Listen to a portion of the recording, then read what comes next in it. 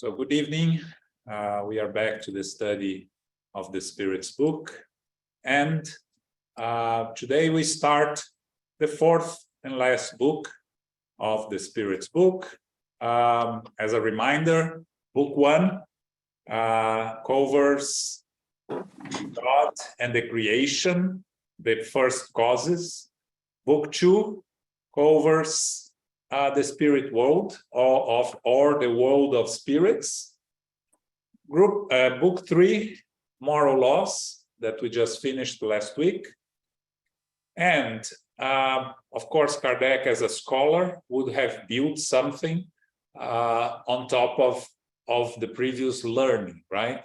So the corollary of the Spirit's book is, after we have learned about the origins, the first causes, after we have learned everything about us here in the spiritual world, the relationship between us and the spiritual world, and Jesus' teachings through the moral laws, what do we do with all this learning, right? So in this book 4, which has only 2 items, Kardec addresses and asks the spirits and gives us Chapter 1, which is earthly joys and sorrows, which is joys and sorrows while we are here incarnated on earth, and future joys and sorrows, which is joys and sorrows when we are back in the spiritual world. Okay, so that's what we are going to study.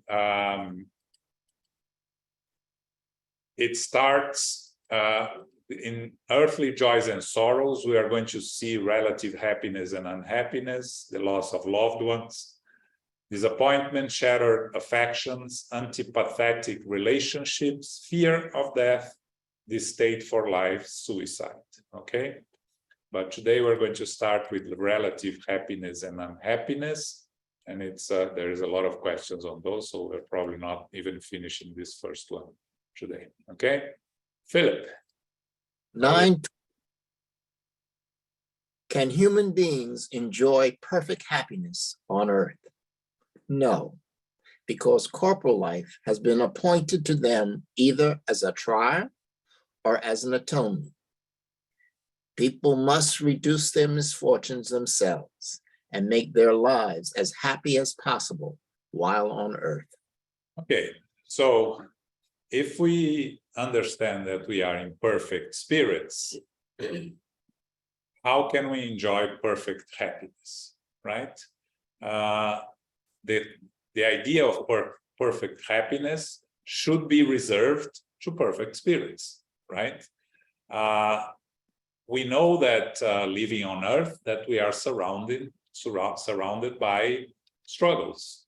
Everyone has their own personal issues and difficulties, and the end of the physical life, the death of the physical body, is normally accompanied by some sort of suffering, right?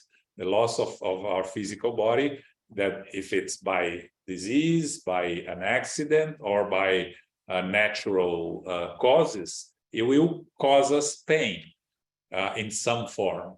So the concept of perfect happiness, it's not of this world. We live in a world of trials and atonements, or trials and expiations. So what's the difference, again, for those that are starting with us? A trial is a challenge that will help us grow, but is not a consequence of our past actions. And an atonement or expiation is something that we have to go through as a consequence of our own actions, either in this incarnation or in previous incarnations. Also an opportunity to learn and to evolve, like the trials, right? Besides trials and atonements, there are also those that come here on missions, right? Which are more rare. But if you think of a Mother Teresa, of a Francisco Xavier, they came here on a mission and they left us the example. But even those spirits that are more evolved than we are, they go through physical pain, physical suffering, right? Chico went through a lot of diseases in his life, and Mother Teresa also had some difficulties by the end of her physical life. So the recipe for us here is try to minimize our misfortunes and make our life as happy as possible. And the spirits are going to explain in the next questions how to do that, right? So knowing that we are here to evolve, how can we help ourselves to grow and to evolve? And that's what Kardec is going to address in the next questions, asking the spirits. Okay? Any questions here, comments? Okay, 921, Philip. We understand that human beings will be happy on earth when the human race has been transformed. Meanwhile, can people ensure a moderate amount of happiness for themselves? Human beings are often the architects of their own unhappiness. If they obey God's laws, they spare themselves much sorrow and also secure all the happiness corresponding with the human condition. People who are positive about their future destinies view their physical life as a temporary station. It is for them a momentary stopover at an awful hotel.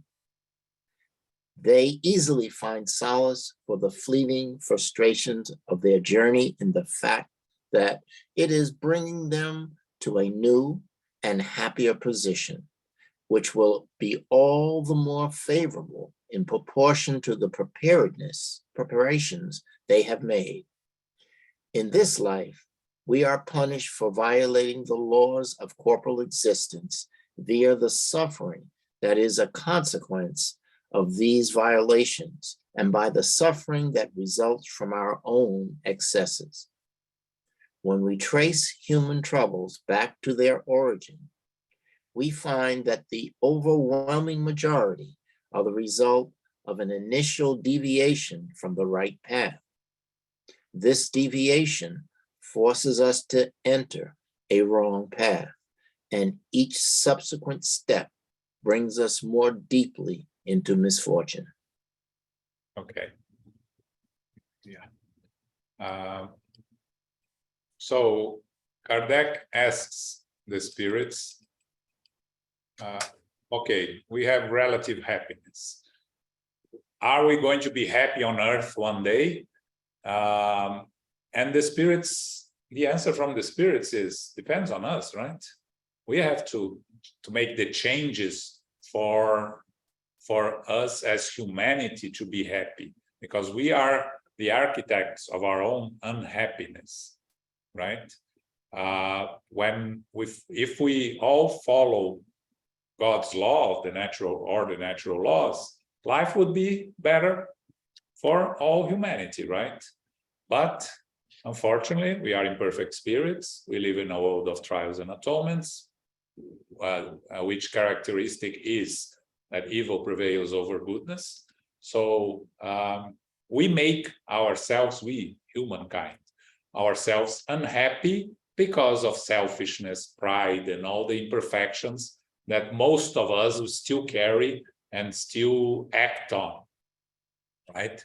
Now, the comment here from Kardec is the way for us to change this on a personal level, to change this path, is to look at our selves as eternal spirits and understand that the passage on earth is a short stop, that if we can make good of our time here, meaning accepting our struggles, our difficulties with resignation, with acceptance, we are going to evolve and find a better future for ourselves. Again, of course, the individual evolution is different from humankind evolution.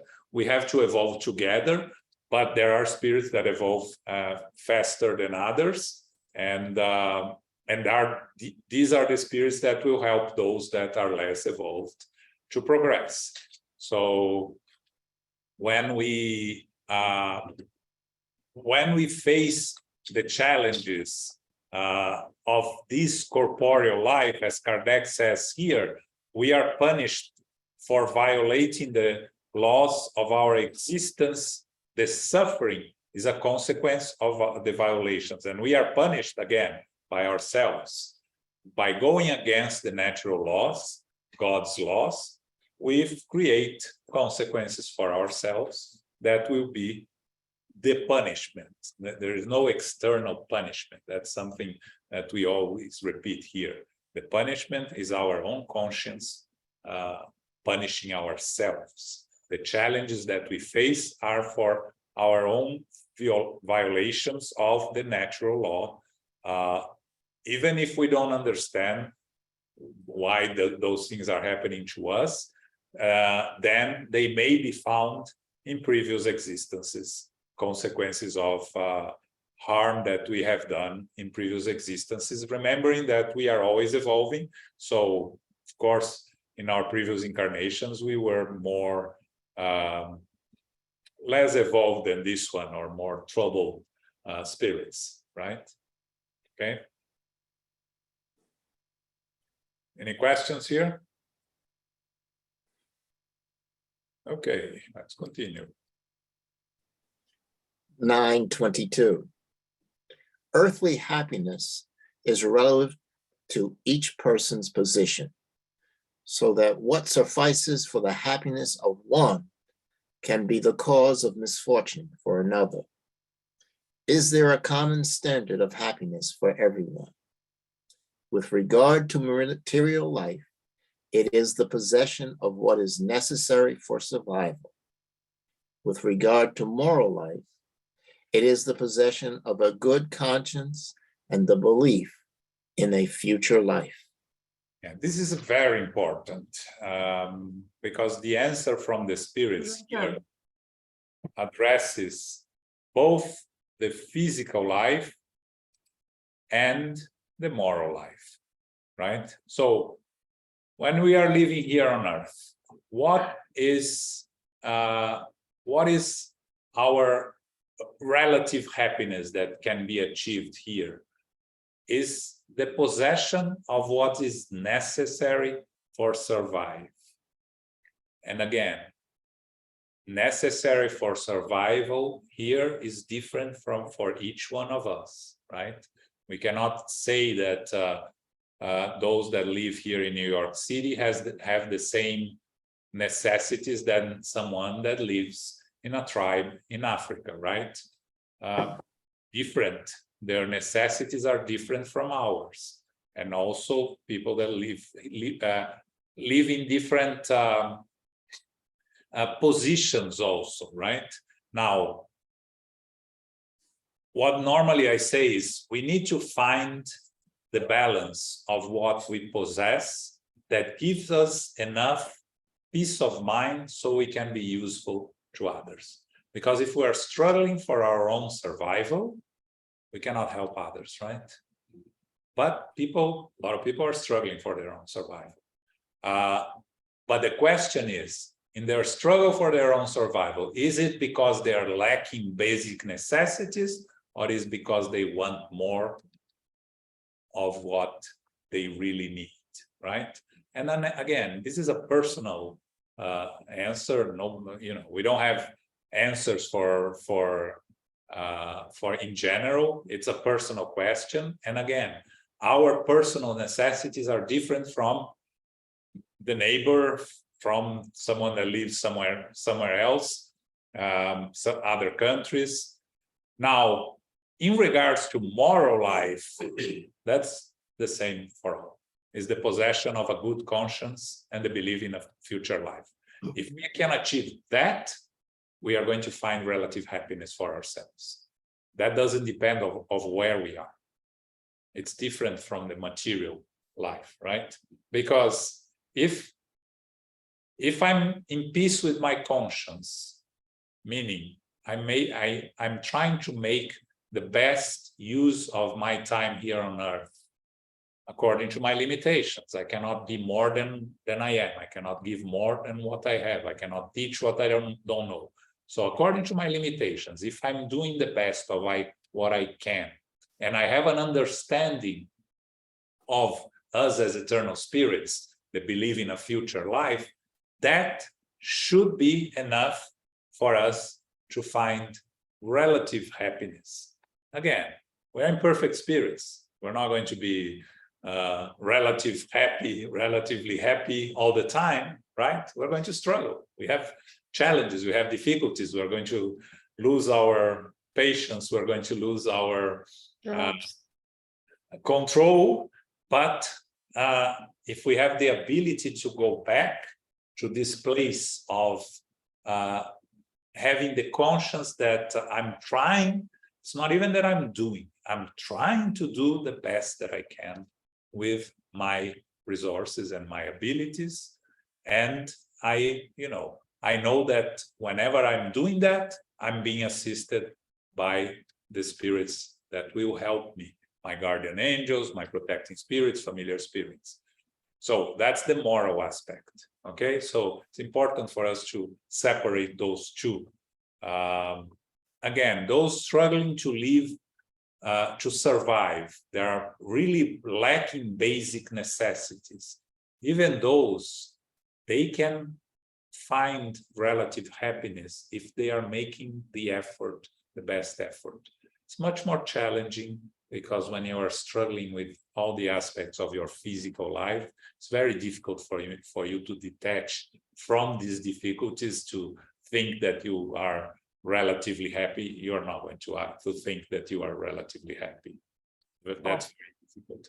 But if you go to India, India is a great example of a place that you have a lot of people that do not have even the basic necessities, but live relatively happy life because they have different beliefs than we here in the Western civilization have.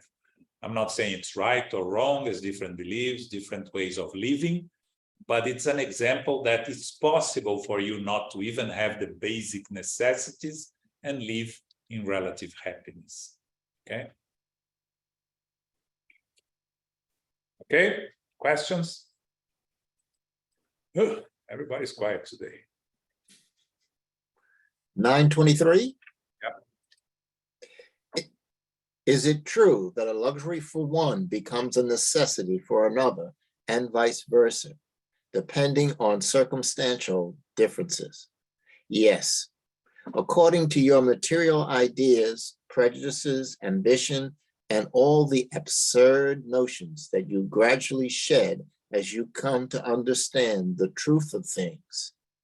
Obviously, people who once earned an income of 50,000 consider themselves very unfortunate when the income is reduced to 10,000. In this case, they perceive themselves to be less impressive to others since they can no longer maintain their status, keeping good horses, employees, and gratifying all their tastes and passions. For them, these deprivations represent a lack of the very necessities of life. However, should we pity them while so many others are dying of cold and starvation and do not even have a warm place to sleep at night? Those who are wise compare themselves to what is below them, never to what is above, unless it is to raise their soul to the infinite. Okay, so the question from Kardec is luxury for one becomes a necessity for another, right? And we know that, again, when we talk about the differences and the different necessities, right? We talk about cell phone, right? Cell phone is a necessity for most of us nowadays in our work, right? Because we are connected also through the cell phones. But there are places in the world that cell phones are a luxury. They're not a necessity, right? Because there are other ways of living, right? So as we understand what is really our necessities and our luxuries, and we are able to separate those, it goes back to the understanding of the relative happiness that we need to find here on earth. The Spirit tells us at the end of this question, those who are wise compare themselves to what is below them, never to what is above. This is a challenge for us, but we should remember that, because normally, whenever we compare to those above us in terms of material possessions, right? Not moral evolvement. Moral evolvement is a separate comparison that we're going to talk about later. But when we compare to those that have more than us, we're not going to. The normal feeling that we are going to have is envy, jealousy, frustration. Yes. Very few people are able to look at those that are more in need than them and find themselves grateful for what we have. That's the challenge. That's the objective. That's what we should try to do. Again, it's hard because we live in a competitive society. We live in a society that puts in our face the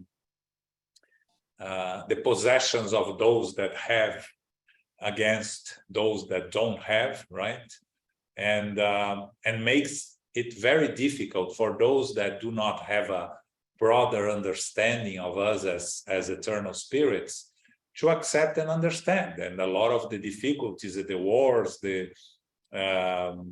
violence that we see in the world is a result exactly of people that do not have things and try to attack those that have through different means, either robbery or trying to invade or try to impose through political systems the equality of possession. So again, the objective here is to look at those that are below us and are in need and to try to be of help and assistance to them. That's the ideal.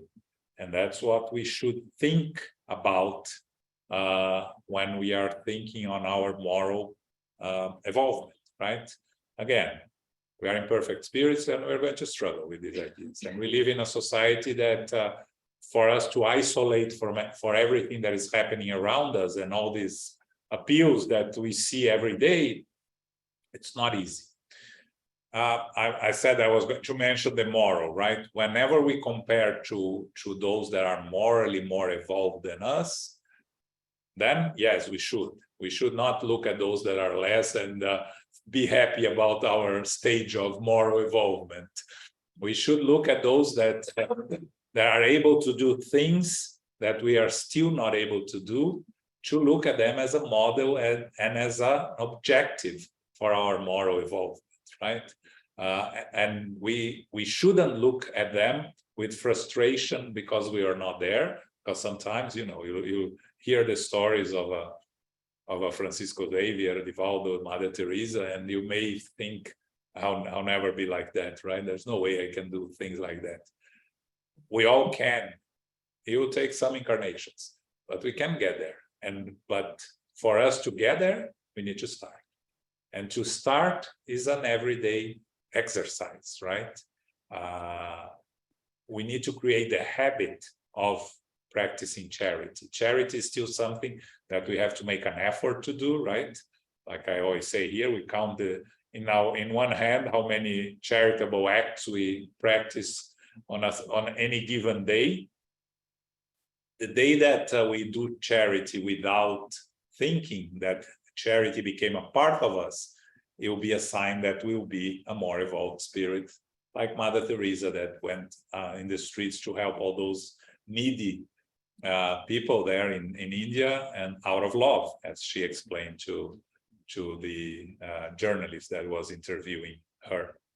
Okay, so again, comparing ourselves to those that have less than us or they are struggling, and feel blessed that we don't have to struggle the way they are.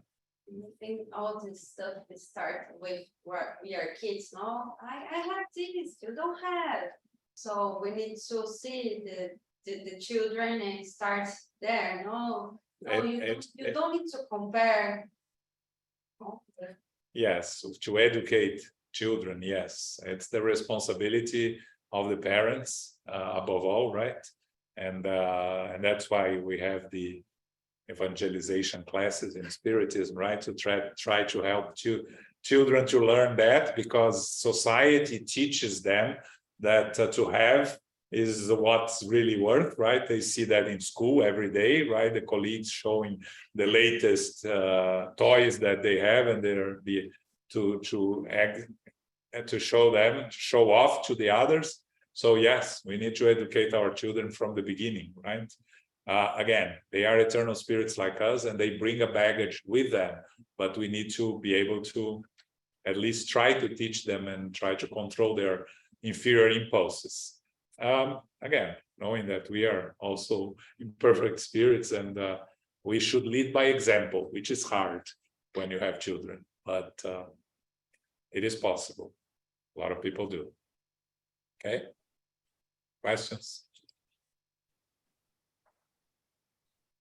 Okay. Quiet on the Western Front. Ooh, sorry? 24.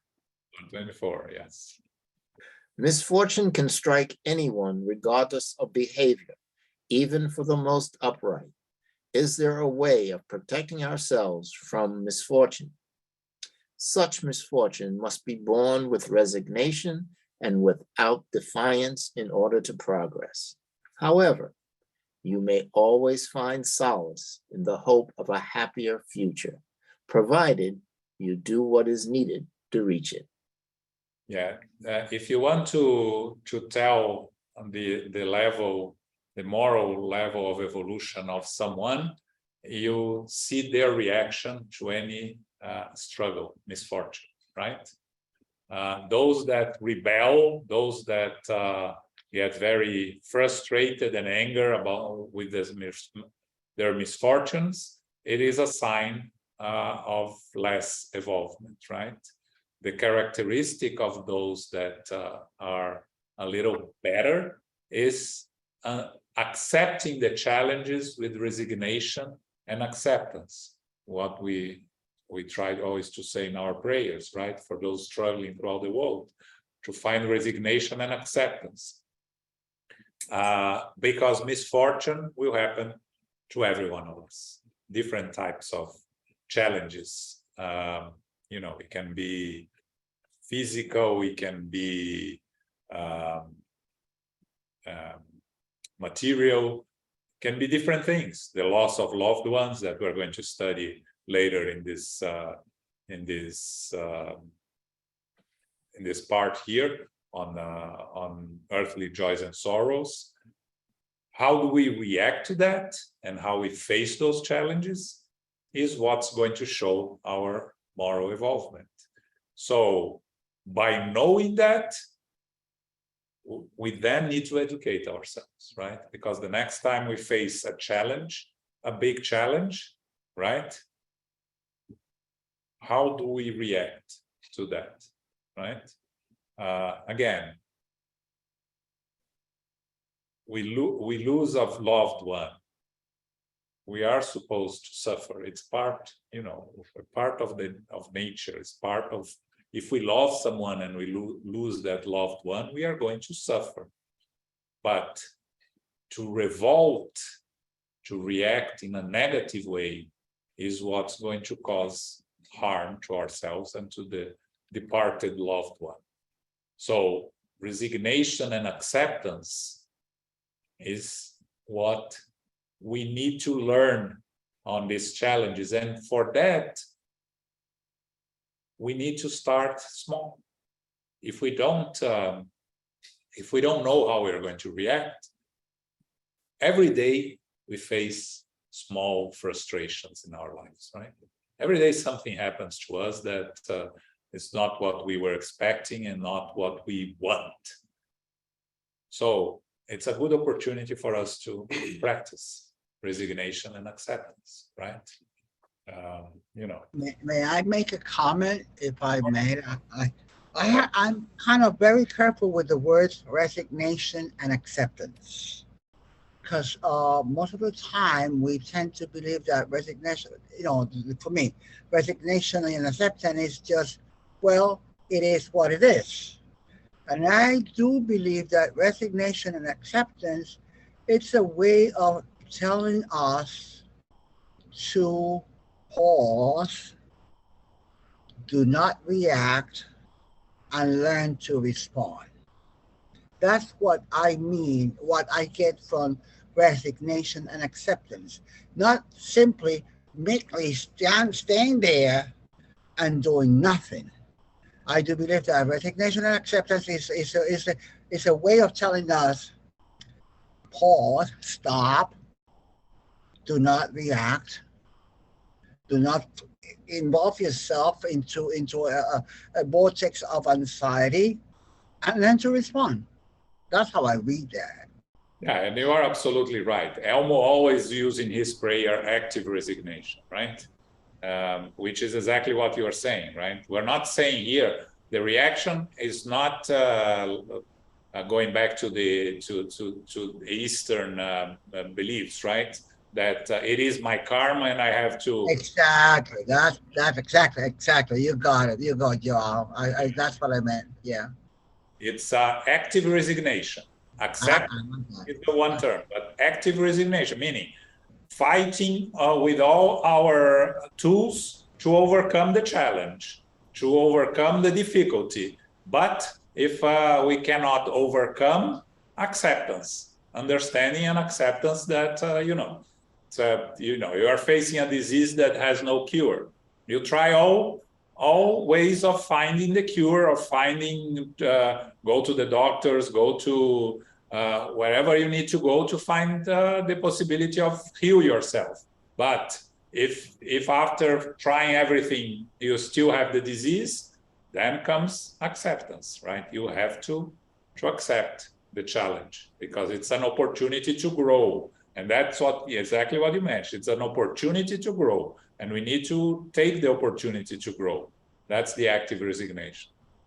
Yeah, we think it is very important to use the word active together with resignation and acceptance. So to not resemble apathy, to not remember laziness, but being proactive at minimizing your suffering, being proactive and use all tools available to you to dignify your life to the best of our abilities. Yes. But it's in the answer here when the spirits answer, they say exactly that, right? Provided that you do what is needed to reach it. It's not only sit on a corner and lament to your suffering, no, it's to get up and work to better yourself. As the prayer, have the wisdom to know what I can and cannot do, and the strength to go ahead and do it. Yeah. Wisdom to know the difference, right? Yeah. Accept the things I cannot change, change the things that I can, and wisdom to know the difference, right? Yeah. Powerful prayer. Yes, it's beautiful. Right? Okay. 925. Why does God so often bestow the gifts of fortune on people who do not appear to deserve it? Wealth appears to be a favor to people who only see the present. But you must remember that fortune is often a more dangerous trial than poverty. Yeah, that's a question that everybody loves to ask, right? You look around, you see those people, those very rich people, wasting their money and their wealth in things that they don't really need, and then you question God, right? Why God gives those people wealth and so many people struggling? Well, first, we have to understand, and we study this in the moral laws, right? The law of progress. humanity as a whole is in need of a better distribution of wealth. But if everybody had the ways to survive comfortably at our level of evolution and didn't have the desire to acquire more, we would all become lazy and not do anything, because that's our characteristic as still imperfect spirits, right? The law of less effort, or I don't know how it's called, right? Minimal effort, right? Law of minimal effort. So we need to have these differences to challenge us to try to progress, and the scientific progress comes from that. The medical progress comes up from that, because we still need the carrot right in front of us to try to be better. Now, we know that throughout our incarnations, we will receive different opportunities. We are going to be born wealthy and we are going to be born poor. Not necessarily in extreme wealth or extremely poor, because these are exceptions, but with wealth and in poor, we are going to have to face those challenges to prove ourselves that we can face those challenges and have opportunities to grow. Now, a lot of people are wasting these opportunities, but a lot of people are not, right? We see some, especially in this country, we see the two types of very rich people, right? Those that help and build foundations and use their money to help humanity progress, and those that apparently only use their wealth to increase their own wealth and to splurge. Again, when we are wasting opportunities in this life, we're going to have to face the consequences in a future life. Those that are using their wealth to help humanity, they are very likely coming back to another life of wealthy because they are doing good use of it. We need those that know how to use their wealth, right? We have no idea, looking at ourselves now, if we would be able to do the same if we had it, right? We joke that everybody wants to win the lottery, right? Because then we can help everybody, right? But the reality is that most people that win the lottery, after 6 months, they are back to where they were before, right? Because it's not the money, it's our behavior towards the money and the wealth and on what to do with ourselves, right? We don't change because we become rich. We change if we learn and educate ourselves. That's the way to learn and to evolve, right? Again, there are exceptions, and we're going to not to say everybody is like that. But wealth, again, people that have wealth but only see the present, they're going to face the challenges, right? You think of some of these very rich people that use their money to help others, and when they talk about their spiritual beliefs, there are many of them that don't have many. They don't have much of spiritual beliefs. I think those are more admirable than those that have spiritual beliefs, right? Because if you don't believe in anything after this life and you're still helping others, it's a sign of moral involvement. The belief will come later, it'll be easier, right? It's just going back to the spiritual world, you acquire the belief very quickly. The problem is the contrary. Those that believe in spirituality, believe in our future life, and make no effort in helping others. Those are the ones that are going to get in trouble much more than the other ones. Okay? 926. 946, yes, please. 20. Does civilization, by creating new wants, become the source of new afflictions? The problems of your world are proportional to the artificial wants that you create for yourselves. People who are able to set limits on their desires and see what is above them without feeling envy spare themselves many disappointments. The richest person is the one with the fewest needs. You envy the pleasures of those who appear to be favored by fortune, but do you know what is in store for many of them? If they use their wealth only for themselves, they are selfish and a terrible misfortune awaits them. Instead of feeling envy, you should feel pity for them. God sometimes allows the wicked to prosper, but you should not envy their prosperity because they will pay for it with bitter tears. When a righteous person experiences the trials of misfortune, they reap rich rewards if they bear them with courage.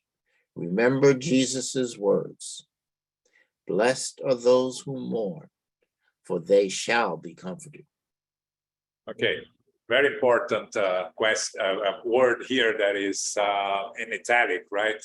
The problems of your world are proportional to the artificial ones that you create for yourselves. It's not real needs, it's artificial ones, right? And we live in a society that is trying to sell us artificial ones all the time. How are we going to resist that and to be happy with what we have? Again, as the Spirit tells us here, the richest person is the one with the fewest needs, right? Richest person here, it's in the global sense, right? Morally, intellectually, materially. We have to be able to limit our desires, like the Spirit tells us here, and try not to feel envy to avoid disappointments, right? Again, going back to the children, right? They come home because their colleagues show them the latest toys and they want the latest toys, right? So the education there is give them the latest toys or tell them that that's not what they need. They're not going to understand, of course, but that's the way to educate them. Give them what they need, not what they want. The difference between needs and wants are the key here, and it's what we need to learn even for ourselves, right? Because we are full of wants and we have a lot of needs that we don't even realize, right? So the importance here is to understand what is going to provide us with happiness. And it's not going to be material things. Material things will give us comfort for us to live our lives in a way that we are able to perform our duties to society. That has to be the objective of our material comfort. And it's different for each one of us. Again, it's, people that are used to live in a certain level of comfort, it's very difficult when they lose that level of comfort. It's for them to accept, to understand, it's much more challenging. They should, yes, but it's not easy. So again, we cannot judge others. We can only look at ourselves and see what really is our basic needs. Again, people that have, problems with certain types of foods, for instance, their basic needs may be some foods that are more expensive because they need to protect themselves against some of the foods that are out there. So, they are splurging, spending on more expensive food. No, they are protecting themselves. It's just a simple example that we have to differentiate our needs in our lives. And different people have different needs, right? If you have, if you need eyeglasses, right? Like many of us, you need to spend money on going to the eye doctor, right? It's a need. Can I give you an example that Sure. is happening with me? When I was living in Mexico, I have a cleaner every day because it's super cheaper. And she helped me every day. Here, I don't have. And it's not a need, in fact, but I'm feeling that it was because it's easy to live with a person that help you to clean. So I could have food for my kids, I could play. Now I need to separate the time to clean, separate the time to. It's easy, but I feel like it's a need because I have one. If I never had this before, maybe I don't feel this like It's and actually it's a very, very good example because in the same way that you are having someone that is helping you on a daily basis because it's affordable there in Mexico and Brazil is the same. You are actually helping someone, yeah. giving a job to someone, right? That otherwise would, have different jobs. So it's something that you have to look in the global sense, right? Here it's not affordable to have someone on a daily basis for most people. I don't know. And also the difference depending on where you live. Here in New York, right? You live in a smaller place, which is easier to clean yourself, right? Or to and the food that you are more able to buy prepared foods, or it's easier. But again, it's a very good comparison, and you need to balance, right? So let's say you are a teacher, you teach biology, right? For you, you have two small kids. In order for you to teach biology, which is a very good way of using your time, you need someone to take care of your kids, right? So it's only natural that you are going to hire someone because it's a process of helping others and being useful to society. How can you? Is it better for society if you stay home and teach your two kids, or if you go out and teach? Use your profession, right? Personal decision. I'm not going to say one thing or the other, but we need to adapt our lives to the need and to what's more important to ourselves and to those around us. Yeah. Well, I think that's the key. Is what do you do with your time when someone else is doing another kind of job? No, if you hire someone to clean their house and you go and lay in bed and just go to sleep, well, that's not productive. But as John is saying, if you use that time being productive towards society, yes, please do so. If you can afford, everyone should do it. Again, you promote goodness to society, you create jobs. Someone that perhaps would be begging on the street, now is cleaning house and you have dignifying him or herself by doing some labor that by definition in spiritism being useful. Yes. So yeah, it's relative. It's extremely relative. But more than this, I'm talking that now I can't suffer because I don't have help, because it's okay. No? You adjust your Yes, needs. I adjusting my needs. I don't need. I can do this in another way. I don't know. Yeah. Again, we need to adjust our needs, and this is a challenge. This is an exercise that we have to. And comparing with another above, no, there are people that never do some help because they can pay. So Yeah, but now I almost said something very important here, right? What are you doing when you are paying someone to do something for you? What are you doing with your time, right?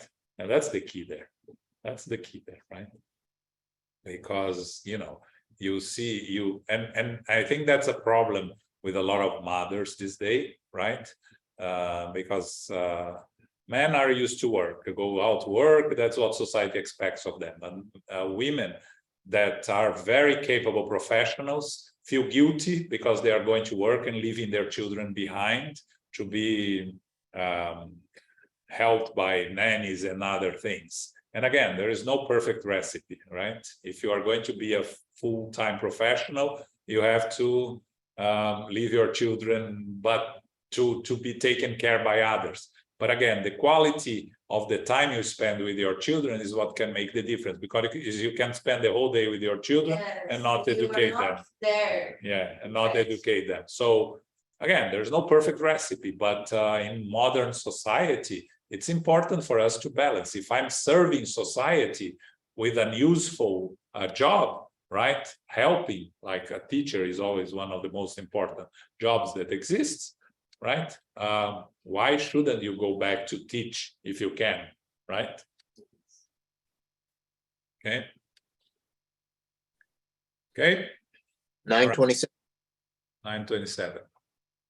The superfluous is certainly not indispensable to happiness, but this is not true with regard to the necessities of life.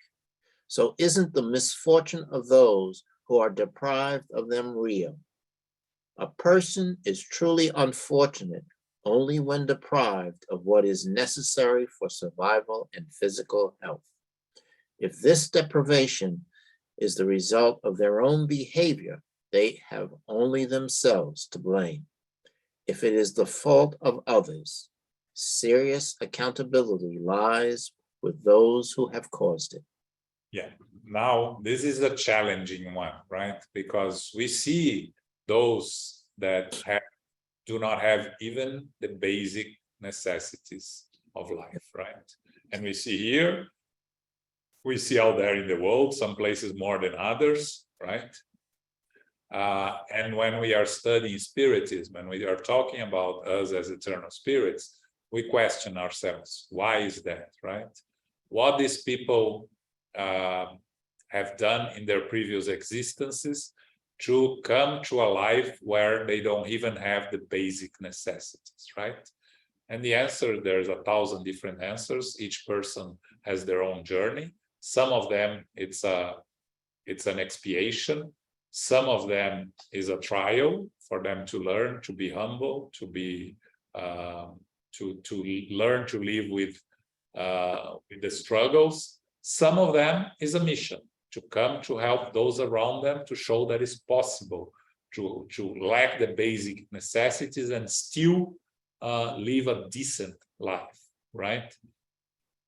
Again, if this deprivation is the result of their own behavior, those that become, let's say, homeless, like in this country, right? Because of the consequences of their own behavior, their own lack of effective actions on taking care of themselves, the bigger responsibility is on themselves, right? Again, it's cause and consequence.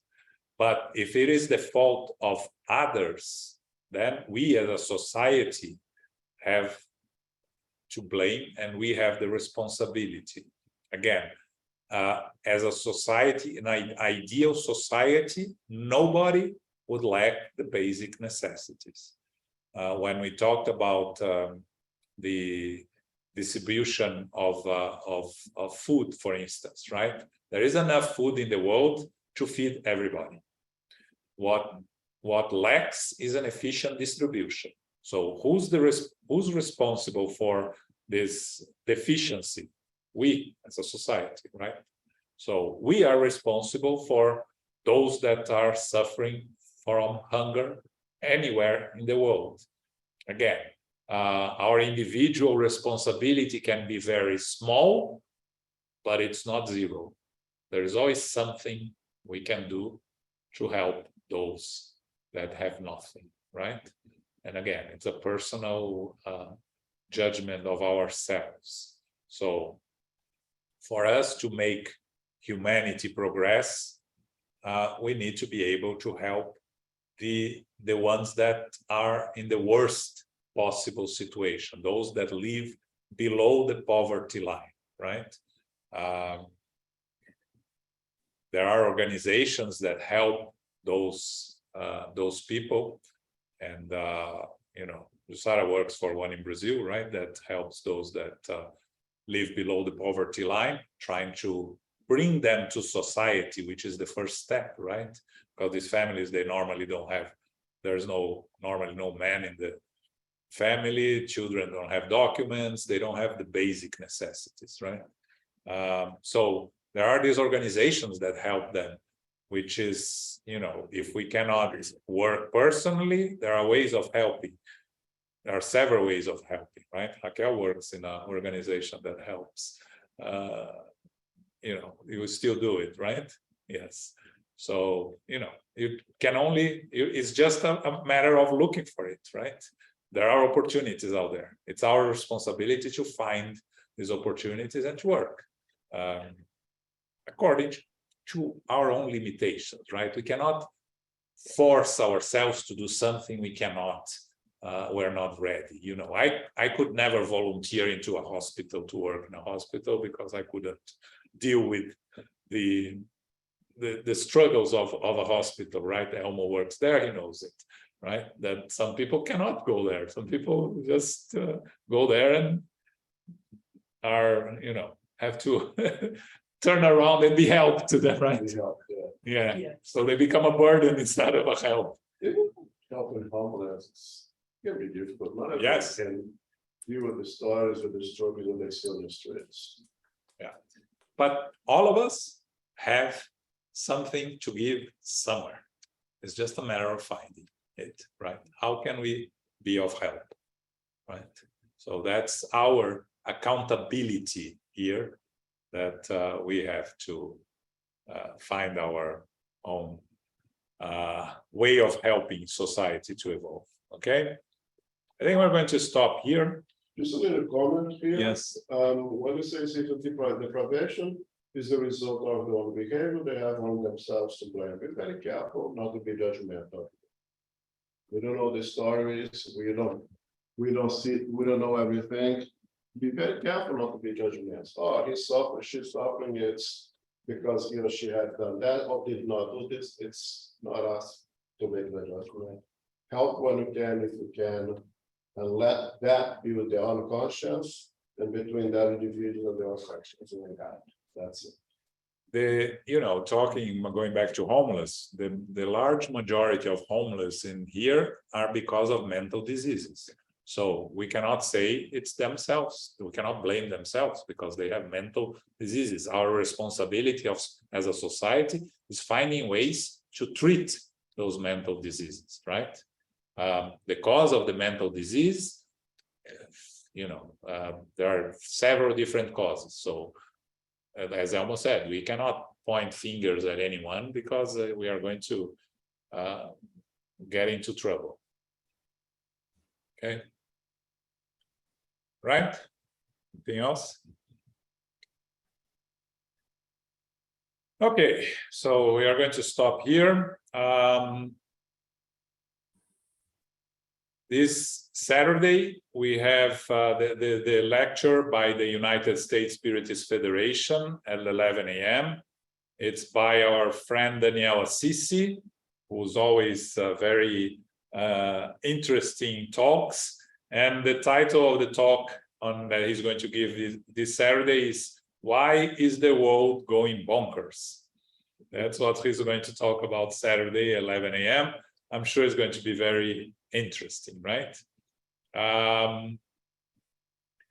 The symposium is closed. It's in September, last weekend of September. It's in Oregon, Portland, Oregon. Registration is open. If anyone wants to do a trip to Portland, to know Portland, you are all invited.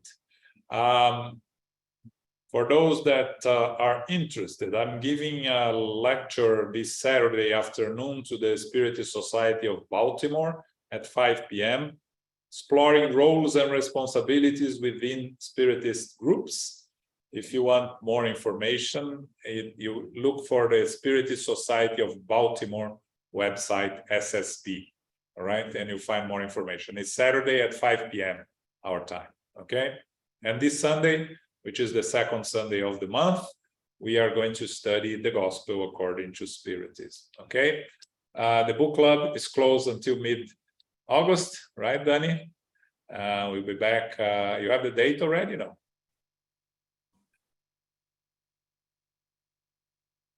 if I'm not wrong, is August the 16th. Yeah, Wednesday, August 16th. You're going to go back to Prelude of the Divine Kingdom, or you're going to start a new book? Go back. Go back to Prelude of the Divine. It's a good book, right? Yeah. Okay, so August 16th, which is on Wednesday at 7 p.m. Okay. Carol, can you do our final prayer? Carol, you're there? Yeah, sorry, I was on mute. Sorry. Thank you, John, and thank you, everyone. Thank you, Philip, for reading. And as we bring our energy into alignment, we give thanks to the infinite creator and divine providence for helping us to be together this evening for our study of the Spirit's book, Book 4, Chapter 1, Relative Happiness and Unhappiness. A spiritual trial will help us grow. And atonement is the result of past action, which needs to be repaired and transformed. We should approach challenges with resignation and without defiance. We try to change our vices into virtues in the corporeal life. Morally, we try to realign with goodness and the natural laws.